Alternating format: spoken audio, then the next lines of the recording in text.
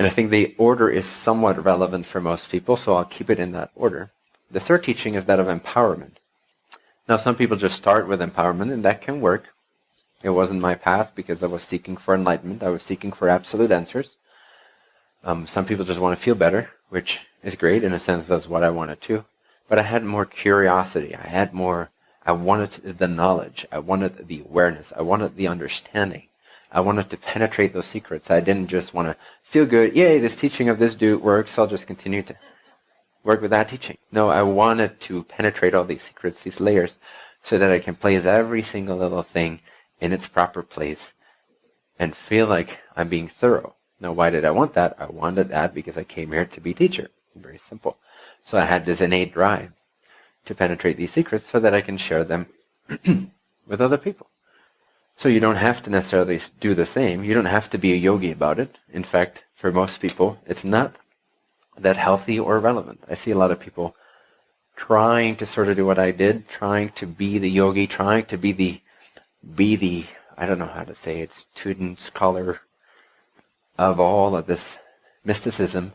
And quite frankly, often it's just a form of vanity or idle curiosity, and not really something that's innately relevant to their blueprint for this life. And you see, everything that you'll realize is already realized anyway, so you don't have to worry about it too much in this life. This whole story about you have to realize it, otherwise bad things will happen for the next 1,000 lifetimes, is not necessarily true. Wait, so what are you saying? Is it true? Is it not true? Not necessarily.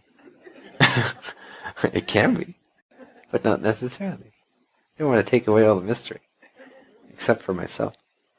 What's more relevant for most people is to gain some level of clarity and understanding of penetrating. And my understanding is still ever growing. It's just, that of a toddler on the cosmic scale of realizations.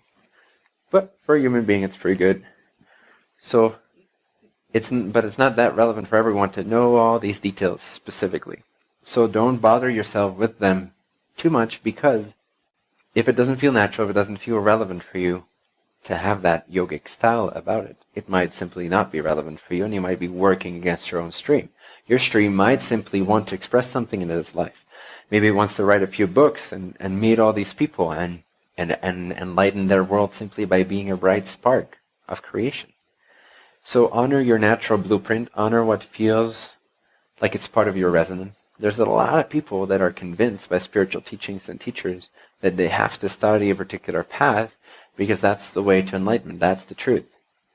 No, I've seen many people mess themselves up severely, energetically speaking, out of that idea of the teacher knows what he knows, and my path is to follow the path of the teacher, or to say what he or she says I should realize. But you should always check in with yourself and follow your own resonance. That's what I did. It just so happens to look the way it looks for me. It doesn't mean it should look that way for you at all. So if I were to go against my resonance, which I tried in various ways for years, but I could never do it for very long in each of these disciplines, then I would simply make myself sick. I would simply make myself not enjoy my experience here. I would simply make myself a martyr of some kind. And my knowledge at that point would be dead. It would be repetition. It would be read from a book. It would not be alive. It would not be infused with relevance. It would not be infused with the freshness. So be fresh. Be you. Follow your resonance. You don't need to know everything I know. You don't need to know everything the Course of Miracles is saying. You don't need to know everything the Bible is saying. You don't need to know everything that the Yoga Sutras of Patanjali are saying. You don't need to know these things, unless it really resonates for you to know these things and contemplate on it. But for most people, what's way more important is to simply live their life.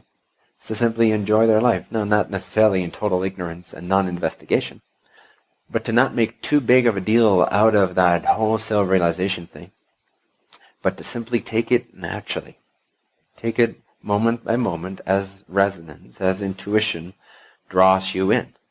You see, the quickest, most efficient way to actually draw yourself into all the realizations you can ever have and desire and that are truly relevant for your beingness, your soul at this time, the quickest, most efficient, most natural, healthiest, joyful way to do that is actually to follow the breadcrumb trail of your joy, of your resonance, of your excitement.